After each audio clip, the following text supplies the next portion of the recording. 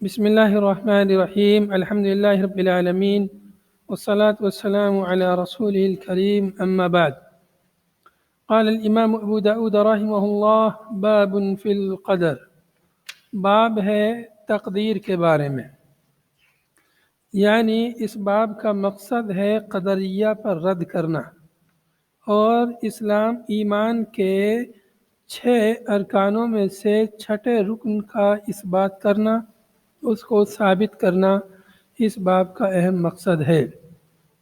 اس سے پہلے مرجیہ پر رد گزر چکا ہے۔ اس سے پہلے مرجیہ پر ایک باب میں باب فی رد الارجاء اور باب فی رد المرجئہ کر کے باب گزر چکا ہے۔ اب یہاں پر قدریہ پر رد ہے۔ آپ کو بتلا دوں کہ 4 فرقے اسلام میں 4 فرقے ہیں جو فرقوں کے اصول ہیں، جو تمام فرقوں کی بنیاد بنے ہیں۔ 4 فرقے ہیں۔ پہلا فرقہ خوارج کا فرقہ ہے، دوسرا فرقہ شیعوں کا فرقہ ہے، شیعہ اور روافض کا، اور تیسرا فرقہ قدر کا، اور چوتھا فرقہ مرجیہ کا، ارجاء کا فرقہ ہے۔ تو یہ 4 فرقے ہیں۔ مؤلف نے جو ہے پیچھے مرجیہ پر رد کیا ہے، اب یہاں پر قدریہ پر رد کر رہے ہیں۔ تو تقدیر ایمان کے 6 ارکان میں سے چھٹا رکن ہے۔ جو شخص اس کا انکار کرے وہ شخص مسلمان نہیں ہے۔ ہر شخص پر اس واجب اور ضروری ہے کہ وہ تقدیر پر ایمان رکھے۔ تقدیر پر ایمان لانے کا مطلب کیا ہوتا ہے؟ تقدیر پر ایمان لانے کا مطلب 4 چیزیں ہیں، یعنی کہ جو تقدیر کے مراتب ہیں 4، ان 4 مراتب پر یقین رکھنا، ایمان رکھنا۔ پہلا مرتبہ علم ہے۔ علم کا مطلب یہ ہے کہ سب کچھ اللہ کے علم میں تھا، اللہ کے علم میں ہے، اللہ کے علم میں رہے گا۔ اللہ کے علم میں سب کچھ تھا، دنیا کو پیدا کرنے سے پہلے ہمیشہ سے سب کچھ اس کے علم میں تھا۔ جب اس کے علم میں تھا تو اللہ تعالیٰ نے آسمان اور زمین کو پیدا کرنے سے 50,000 سال پہلے ہی سب کچھ لکھ دیا کہ کیا کیا ہونے والا ہے، اس کو پتہ تھا تو لکھ دیا۔ اس کو بولتے ہیں کتابت۔ یہ تقدیر کا دوسرا مرتبہ ہے۔ تو ہمارا یقین ہے کہ اللہ رب العالمین نے سب چیز جو کچھ بھی ہونی ہے سب اللہ تعالیٰ نے اپنی قدرت سے، اپنے علم سے ہر چیز لکھ دی ہے۔ تو اس کو بولتے ہیں کتابت۔ یہ دوسرا مرتبہ ہے۔ ان اللہ قد کتب مقادیر الخلق فی اللوح المحفوظ قبل خلق السماوات والارض ب50,000 سنہ۔ اس طرح حدیث کے الفاظ موجود ہیں۔ تیسرا مرتبہ ہے تقدیر کا مشیت عامہ۔ اللہ رب العالمین کی مشیت اور ارادے کے بغیر زمین و آسمان میں ایک پتا بھی نہیں ہل سکتا ہے۔ زمین اللہ کی مشیت اور اللہ کے ارادے اور مرضی کے بغیر کچھ بھی جو ہے زمین و آسمان میں، دنیا میں کہیں کچھ نہیں ہو سکتا ہے۔ سب کچھ اسی کی مشیت اور ارادے کے تحت ہے۔ تو تقدیر میں اللہ تعالیٰ نے لکھ دیا ہے۔ تو یہ اس لیے لکھ دیا کہ اللہ کو پتہ تھا کون کیا کرے گا، کیسے کیا ہوگا، اور سب اللہ کی مشیت سے، اس کی قدرت سے، اس کی طاقت سے ہوتا ہے۔ اس کی اجازت کے بغیر کچھ نہیں ہوتا ہے۔ پھر چوتھا مرتبہ تقدیر کا ہے خلق کا۔ ہر چیز کا خالق اللہ رب العالمین ہے۔ جو کچھ بھی زمین و آسمان میں جو کچھ بھی رونما ہوتا ہے، ہر چیز کا خالق وہ خالق کل شیء، ہر چیز کا خالق، مالک، مدبر اللہ رب العالمین ہے۔ تو ہمارا ان 4 چیزوں پر ایمان ہونا چاہیے، تب تقدیر پر ایمان لانا درست ہوگا۔ تو پڑھتے ہیں اس باب کی پہلی حدیث۔ قال الامام ابو داود رحمہ اللہ حدثنا موسى بن اسماعیل قال حدثنا عبد العزيز بن ابي حازم قال حدثني بمنا عن ابيه عن ابن عمر رضي الله عنهما عن النبي صلى الله عليه وسلم قال القدرية مجوس هذه الأمة إن مرضوا فلا تعودوهم وإن ماتوا فلا تشهدوهم۔ روایت ہے حضرت ابن عمر، عبداللہ ابن عمر رضی اللہ عنہما سے کہ نبی پاک صلی اللہ علیہ وسلم نے ارشاد فرمایا القدریۃ مجوس هذه الامہ، قدریہ اس امت کے مجوسی ہیں۔ قدریہ، جی دوبارہ سے سن لیجیے۔ القدریۃ مجوس هذه الامہ، قدریہ مجوسی ہیں اس امت کے، ان مریضو اگر وہ مریض ہو جائیں، بیمار ہو جائیں، فلا تعودوہم تو تم ان کی عیادت نہ کرو، وَإِن ماتوا فلا تشہدوہم اور اگر وہ مر جائیں تو تم ان کے جنازے میں حاضر مت ہونا۔ القدریہ مجوس هذه الامہ، قدریہ کو اللہ کے نبی صلی اللہ علیہ وسلم نے اس امت کا مجوسی قرار دیا ہے۔ تو ایک طرح سے اللہ کے نبی صلی اللہ علیہ وسلم نے اس میں پیشین گوئی فرمائی ہے کہ اس امت میں قدریہ پیدا ہوں گے۔ تو اللہ کے نبی صلی اللہ علیہ وسلم کی یہ پیشین گوئی ثابت ہوئی، یہ بھی نبی صلی اللہ علیہ وسلم کے نبوت کی دلیل ہے کہ آپ صلی اللہ علیہ وسلم نے جیسے خبر دی ویسے واقع ہوا۔ چنانچہ قدریہ کا فرقہ رونما ہوا، اور صحابہ اکرام ہی کے زمانے میں قدریہ کا فرقہ رونما ہو گیا تھا، اور صحابہ اکرام نے بالخصوص حضرت ابن عمر رضی اللہ عنہ نے ان پر زبردست رد کیا۔ آگے اس کا ذکر آ رہا ہے۔ تو قدریہ کو مجوس کیوں کہا ہے؟ اس لیے مجوس کہا ہے کہ مجوسیوں کا عقیدہ ہے کہ ظلمت کا خالق الگ ہے اور نور کا خالق الگ ہے، اندھیرے کا خالق الگ ہے اور روشنی کا خالق الگ ہے، ہدایت کا خالق الگ ہے اور ضلالت کا خالق الگ ہے۔ تو انہوں نے دو خالق بنا دیے، دو خالق پیدا کرنے والے، دو یا دو رب انہوں نے بنا دیے۔ تو ایسے ہی قدریہ نے بھی خیر اور شر کے دو الگ الگ خالق بنا دیے۔ قدریہ نے کہا کہ خیر کو اللہ تعالیٰ پیدا کرتا ہے اور شر کا خالق اللہ کے علاوہ کوئی اور ہے، شر کا خالق اللہ کے علاوہ کوئی اور ہے، تو گویا کہ دو خالق انہوں نے بنا دیے۔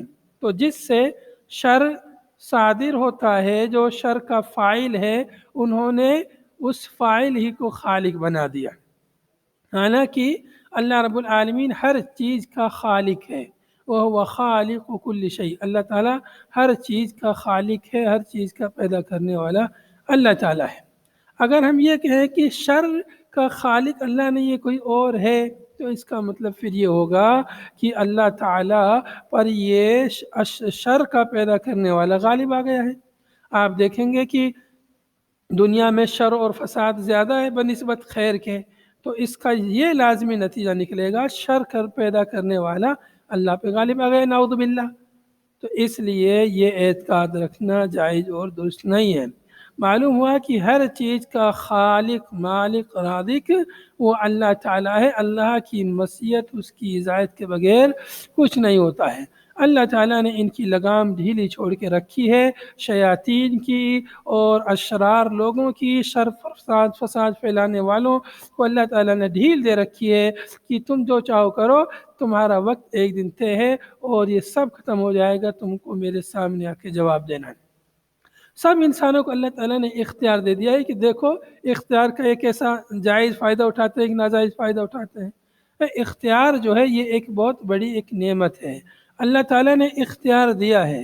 تو اختیار کا یہ مطلب نہیں ہے کہ ہم اختیار کا ناجائز فائدہ اٹھا کر جس نے اختیار دیا ہے اسی کی نافرمانی کرنے لگ جائیں، اسی کی معصیت کرنے لگیں۔ تو ایسا ہوتا ہے انسان کو جب اختیارات ملتے ہیں، دنیا کے اندر بھی مناسب اختیارات ملتے ہیں، تو اختیارات کا وہ ناجائز فائدہ اٹھانے لگتا ہے۔ تو اس لیے اسے اختیار کا صحیح فائدہ اٹھانا چاہیے۔ صحیح فائدہ اختیار کا یہ ہے کہ وہ اچھی چیزوں کو اپنے لیے پسند کرے، یعنی اچھی چیز کون سی ہے؟ جس کو اللہ اس کے رسول نے اچھا کہا ہے وہ اچھی ہے، جس کو اللہ اس کے رسول نے برا کہا ہے وہ بری ہیں، گرچہ ہم کو اچھی لگیں۔ تو اس لیے اختیار کا جائز فائدہ اٹھانا چاہیے کہ ہم اس کے ذریعے سے اللہ کی اطاعت اور فرما برداری کریں، اس کی نافرمانی نہ کریں۔ تو قدریہ کی اور مجوس اور قدریہ میں مشترک چیز کیا ہے کہ وہ بھی دو خالق مانتے ہیں اور یہ لوگ بھی دو خالق مانتے ہیں۔ البتہ ایک چیز کو ذہن میں رکھیں کہ شر، خیر اور شر ہر چیز کا خالق اللہ تعالیٰ ہے، لیکن شر کی نسبت اللہ تعالیٰ کی طرف نہیں کی جائے گی، خیر کی نسبت اللہ کی طرف کی جائے گی۔ کرنے مطلب خیر کا کرنے والا اللہ تعالیٰ ہے، لیکن یہ نہیں کہا جائے گا شر کا کرنے والا اللہ تعالیٰ ہے۔ اللہ تعالیٰ خالق ہے، لیکن کرنے والا فاعل شر کا جو ہے اس کی طرف اس کی نسبت کی جائے گی، یہ شر، یہ برائی فلاں شخص نے کی ہے، یہ شیطان کی ہے، یہ فلاں کی ہے وغیرہ۔ تو شر کی نسبت اللہ رب العالمین کی طرف نہیں کی جائے گی. جیسے مثال کے طور پر حضرت ابراہیم علیہ الصلوۃ والسلام کی دعا ہے وَإِذَا مَرِضْتُ فَهُوَ يَشْفِينِ. وَإِذَا مَرِضْتُ جب میں بیمار ہوتا ہوں. مرض بیماری ایک عیب ہے، شر ہے. تو شر کی نسبت حضرت ابراہیم نے اپنی طرف کی بیماری کی نسبت میں. جب میں بیمار ہوتا ہوں، بیماری دینے والا اللہ تعالیٰ ہے. یہ نہیں کہا کہ جب اللہ تعالیٰ مجھے بیماری دیتا ہے، بلکہ کیا فرمایا وَإِذَا مَرِضْتُ جب میں بیمار ہوتا ہوں فَهُوَ يَشْفِينِ تو وہ اللہ مجھے شفا دیتا ہے. شفا اچھی چیز ہے، خیر ہے. تو شفا کی نسبت اللہ تعالیٰ کی طرف کی. تو یہی جو ہے اصول ہے قرآن و حدیث کا کہ شر کی نسبت اللہ کی طرف نہیں کی جائے گی. شر کی نسبت اس کی طرف کی جائے گی جس نے شر کیا ہے، جس کے ساتھ وہ ہو رہا ہے، جو کر رہا ہے. خیر کی نسبت اللہ تعالیٰ کی طرف کی جائے گی. تو ان مسائل کو آپ اچھے سے سمجھ لیجئے. عقیدے کے باب میں بھی یہ چیز آئیں گی، وہاں پر انشاءاللہ پھر آسانی ہوگی.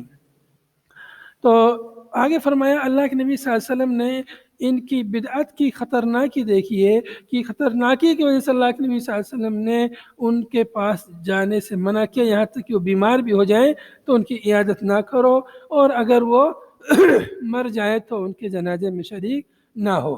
یہ اس قدر سخت وعید یا ان سے بچنے کا کہ جو تنبیہ نبی صلی اللہ علیہ وسلم نے فرمائی ہے. کیوں؟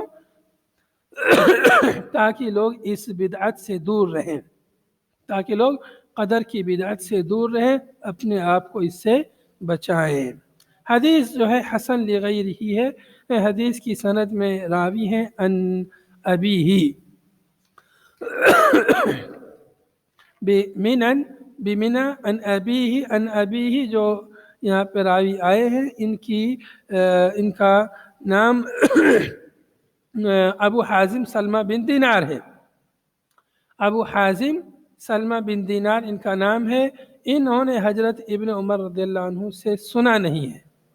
لم یسمع من ابن عمر، حضرت ابن عمر سے سنا نہیں ہے، تو سند میں انقطاع ہو گیا ہے. لیکن حدیث جو ہے دیگر اور اسانید سے بھی مروی ہے. وہ اور اسانید بھی ان میں بھی کوئی نہ کوئی علت ہے. اس بنا پر ایک دوسرے کو یہ اسانید تقویت دیتی ہیں، جس بنا پر حدیث حسن لغیرہ ہے. ضعیف ہے لیکن دوسری حدیث کی بنا پر حسن کے درجے کو پہنچ جاتی ہے. اگلی روایت بھی اسی سے کچھ متصل ہے، اسی جیسی مفہوم کی ہے، لیکن اس میں کچھ اور زیادہ الفاظ ہیں. قال الإمام أبو داود رحمه الله حدثنا محمد بن كثير قال أخبرنا سفيان عن عمر بن محمد عن عمر مولى غفرة عن رجل من الأنصار عن حذيفة رضي الله عنه قال قال رسول الله صلى الله عليه وسلم لكل أمة مجوس ومجوس هذه الأمة الذين يقولون لا قدر من مات منهم فلا تشهدوا جنازته ومن مرض منهم فلا تعودوهم وهم شيعة الدجال وحق على الله أن يلحقهم بالدجال. روایت حضرت حذیفہ رضی اللہ عنہ سے کہتے ہیں کہ رسول اللہ صلی اللہ علیہ وسلم نے ارشاد فرمایا لکل امت مجوس، ہر امت میں کوئی نہ کوئی مجوس فرقہ ضرور ہوتا ہے. ہر امت کے لیے مجوسی ہوتے ہیں. اور اس ومجوس هذه الامه الذين يقولون لا قدر، اس امت کے مجوسی وہ لوگ ہیں جو کہتے ہیں لا قدر، تقدیر وقدیر کوئی چیز نہیں ہے، سب ویسے ہی ہوتا ہے اپنے آپ. تقدیر میں کچھ نہیں لکھا ہے، جو انسان جو کرتا ہے وہی ہوتا ہے. ایسا کہنے والے لوگ کیا ہیں؟ مجوسی ہیں. من مات منہم، ان مجوسیوں میں سے جو مر جائے، فلا تشہدوا جنازتہ، ان کے جنازے میں شریک نہ ہونا. ومن مرض منہم، ان میں سے جو بیمار ہو جائے، فلا تعودوہم، تو تم ان کی عیادت نہیں کرنا. وہم شیعۃ الدجال، یہ لوگ دجال کے شیعہ یعنی حواری مواری، ان کے انصار مددگار. تو یہ لوگ دجال کے اولیاء ہیں، دجال کے انصار ہیں، مددگار ہیں. کون؟ قدریہ لوگ. قدریہ لوگ دجال کے ساتھی ہوں گے، اس کی مددگار ہوں گے، اس کے ساتھ ہوں گے، اس کی سپورٹ کریں گے، اس پر ایمان لائیں گے. اور ایسے ہی شیعہ کے بارے میں بھی یہ بات ہے، شیعہ لوگ بھی انہی کی طرح کریں گے۔ وَحَقٌّ عَلَى اللَّهِ أَن يُلْحِقَهُم بِالدَّجَّالِ، اور اللہ پر یہ واجب ہے، یعنی اللہ تعالیٰ نے خود اپنے اوپر واجب کیا ہے، اللہ تعالیٰ پر یہ حق ہے کہ ان یلحقہم بالدجال، کہ اللہ تعالیٰ ان کو دجال سے ملا دے، اللہ تعالیٰ ان لوگوں کو دجال سے ملا دے، اللہ پر یہ حق ہے۔ البتہ حدیث کی جو ہے سند ضعیف ہے، اس لیے کہ اس میں ان رجل من الانصار ایک آدمی مبہم ہے جس کے بارے میں پتہ نہیں کہ یہ آدمی کون ہے، اور اس میں ایسے ہی ان عمر مولا غفرہ، یہ بھی جو ہے کثیر الارسال ہے، عمر ہے یہ کثیر الارسال ہے، مطلب بہت زیادہ حدیثوں کو مرسل بیان کرتے ہیں، تو ڈائریکٹ اس بنا پر حدیث کی سند میں یہ دو علتیں ہو گئی ہیں، اور اس لیے حدیث کی سند جو ہے ضعیف ہے۔ اگلی روایت ہے، البتہ حدیث کے الفاظ جو ہے گزشتہ روایت سے ملتے جلتے ہیں، اس میں تھوڑا سا یہ زیادہ ہے کہ لکل امت مجوس، اور آخر میں یہ زیادہ ہے وہم شیعۃ الدجال وحق علی اللہ ان یلحقہم بالدجال۔ جی اگل جی امت سے مطلب ہر دین ہو گیا، لکل امت، ہر امت میں کوئی نہ کوئی مجوس ہوتا ہے، مطلب جیسے دین، ہر دین میں کوئی نہ کوئی مجوسی فرقہ ہوتا ہے، مطلب ویسا مجوسی جیسا اعتقاد رکھنے والے لوگ ہوتے ہیں۔ اگلی روایت قال حدثنا مسدد ان یزید بن زرعی ويحيى بن سعيد حدثاهم قال حدثنا عوف قال حدثنا قسامة بن زهير قال حدثنا أبو موسى الأشعري رضي الله عنه قال رسول الله صلى الله عليه وسلم إن الله خلق آدم من قبضة قبضها من جميع الأرض فجاء بنو آدم على قدر الأرض، جاء منهم الأحمر والأبيض والأسود وبين ذلك والسهل والحزن والخبيث والطيب۔ روایت حضرت ابو موسیٰ اشعری رضی اللہ عنہ سے۔ ابو موسیٰ اشعری رضی اللہ عنہ کا نام کیا ہے؟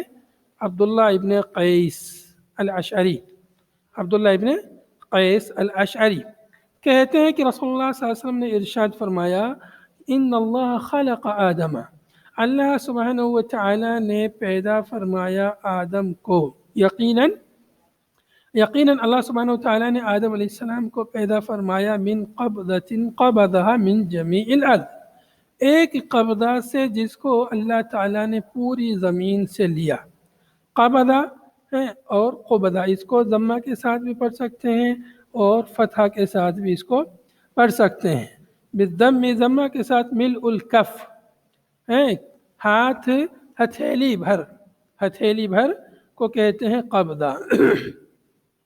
اور نہایہ میں ہے، النہایہ فی غریب الحدیث میں ہے القبض الاخذ بجمیع الکف، تو ہتھیلی بھر جیسے چلو بھر اردو میں کہہ دیتے ہیں چلو، تو ایسے ہی ہتھیلی سے بھر لیتے ہیں، وہی قبضہ ہے۔ اللہ تعالیٰ نے آدم علیہ السلام کو کس سے پیدا کیا؟ پوری من جمیع الارض، مکمل زمین سے ایک مٹھی مٹی لی، پوری زمین سے، مطلب پوری زمین پر اللہ تعالیٰ نے اپنا ہاتھ گھمایا اور وہاں سے ایک مٹھی مٹی لے لی۔ اللہ تعالیٰ کے سامنے زمین کیا ہے؟ معمولی سی چیز ہے، بہت چھوٹی ہے، تو اللہ تعالیٰ نے پوری زمین سے ایک قبضہ مٹی لی۔ تو آپ جانتے ہیں کہ زمین کی مٹی ہے جو مختلف انواع اقسام کی ہے، کہیں پر بھوری مٹی ہے، کہیں کالی مٹی ہے، کہیں سفید ہے، کہیں مٹیاں کہیں اور مختلف الوان کی، کہیں پتھریلی ہے، کہیں سخت ہے، کہیں نرم ہے، کہیں چکنی ہے، کہیں بغیر چکنی ہے وغیرہ، تو یہ سارے اوصاف مٹی کے، پوری مٹی لی اللہ تعالیٰ نے زمین سے، اس کو گوندھ کر اس سے آدم علیہ السلام کو پیدا فرمایا۔ فجاء بنو آدم علی قدر الارض، چنانچہ بنو آدم زمین کے بقدر آئے، یعنی پیدا ہوئے، جیسی زمین کی طبیعت، جیسی زمین کا رنگ، ویسی ہی طبیعت کے انسان بھی پیدا ہوئے۔ بنو آدم کی اولاد پھر ایسی ہی طبیعت کی پیدا ہوئی جیسی مٹی کی طبیعت، جیسے مٹی کا رنگ ویسے ہی بنی آدم کا بھی رنگ ہوا۔ جاء منہم الاحمر، ان میں سے کچھ احمر آئے، بنو آدم میں سے کچھ لوگ احمر یعنی سرخ رنگ کے پیدا ہوئے، کچھ لوگ ابیض رنگ کے پیدا ہوئے، سفید رنگ کے، دیکھیں گے سفید رنگ کے جیسے انگریز لوگ ہوتے ہیں۔ احمر جو ہے سرخ رنگ کے آپ دیکھیں گے جیسے ترکیہ ہے، مصر ہے، اور اس طرف جو ملک ہیں ملک شام وغیرہ ادھر کے لوگ سرخ قسم کے ہوتے ہیں۔ اور والاسود اسود و بین ذلک، اسود جیسے افریقہ میں جیسے ہوتے ہیں عموماً، اور اپنے ہندوستان میں تو ہر قسم کی کوالٹی مل جاتی ہے تقریباً۔ و بین ذلک، اور اس کے درمیان کے رنگ لال، سفید اور سرخ کے درمیان کے رنگ جو ہے متوسط رنگ کے، ہر قسم کے لوگ جو ہے جیسی زمین کی طبیعت اور زمین کا رنگ ہے ویسے لوگ پیدا ہوئے۔ والسہل والحزن، سہل یعنی نرم طبیعت کے، حزن یعنی سخت طبیعت کے۔ سہل یعنی آسان مطلب ان کی طبیعت نرم ہوگی، تو جیسی مٹی ان کے حصے میں آئی ہے، جس مٹی سے پیدا ہوئے تو وہ کیسے پیدا ہوئے؟ نرم طبیعت کے، آسان طبیعت کے پیدا ہوئے۔ اور جو لوگ سخت مٹی سے پیدا ہوئے یا ان کے حصے میں سخت مٹی آئی ان کے پیدا ہونے کے لیے، تو وہ لوگ جو ہے ان کی طبیعت غلیظ الطبع، سخت طبیعت کے وہ لوگ ہوئے۔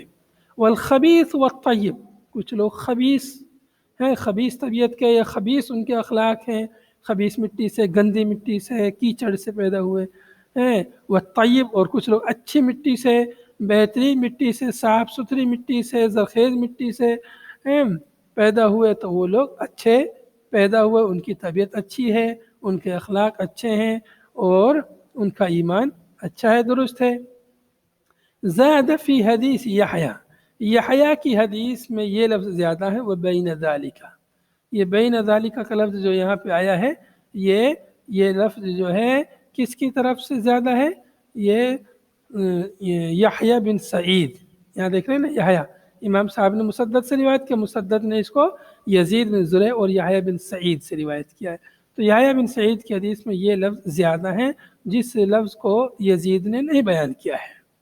آگے ہے والاخبار فی حدیث یزید، اور اخبار یزید کی حدیث میں، یہاں پر جو لفظ گزرا ہے حدثہم ہے، تو یحییٰ کی حدیث میں حدثہ کا لفظ ہے، لیکن یزید کی حدیث میں اخبرنا کا لفظ ہے اخبرنا، یہاں پر اخبار، والاخبار فی حدیث یزید کی حدیث میں کیا ہے؟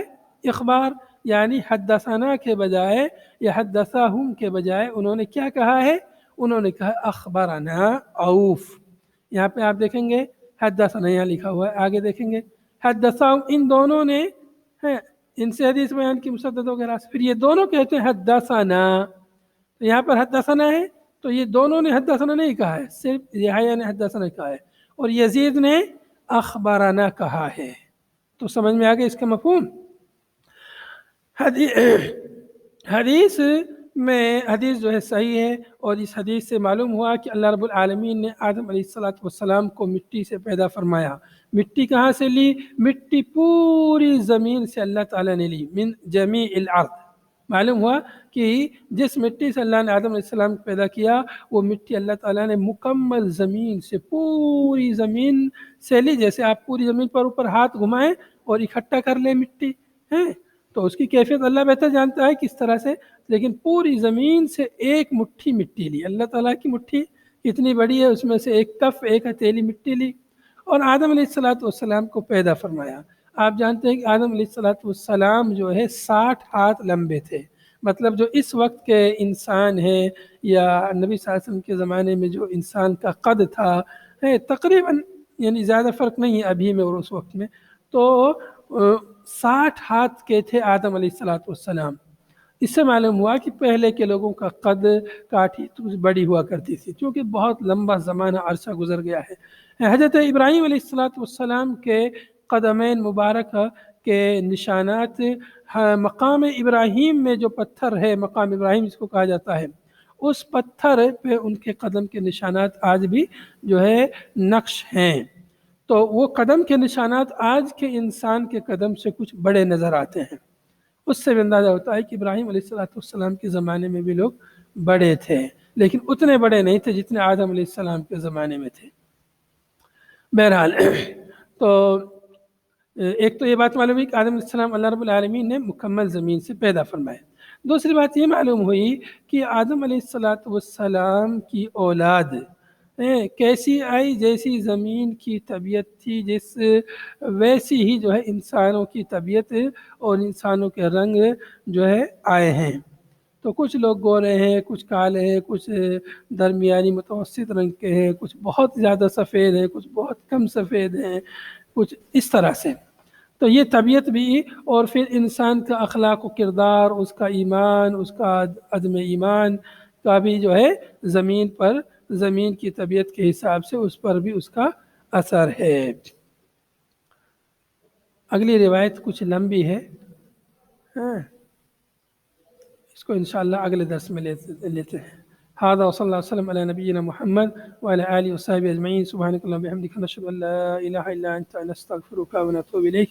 والسلام عليكم ورحمة الله وبركاته.